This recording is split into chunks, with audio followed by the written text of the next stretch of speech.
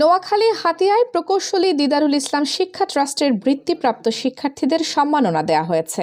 ট্রাস্টের উদ্যোগে শনিবার বিকালে হাতিয়া শহর সরকারি বালিকা উচ্চ বিদ্যালয়ের হল রুমে এই সম্মাননা দেওয়া হয়।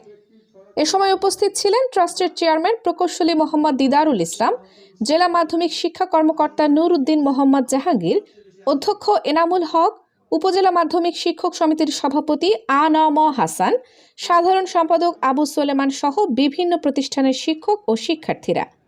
অনুষ্ঠানে ষষ্ঠ থেকে দশম শ্রেণী পর্যন্ত বৃত্তিপ্রাপ্ত ৮৪ জন শিক্ষার্থীর মাঝে সম্মাননা ক্রেস্ট ও নগদ অর্থ বিতরণ করা হয়। এর আগে বৃত্তি পরীক্ষায় ১,২৩০ জন শিক্ষার্থী অংশগ্রহণ করেন।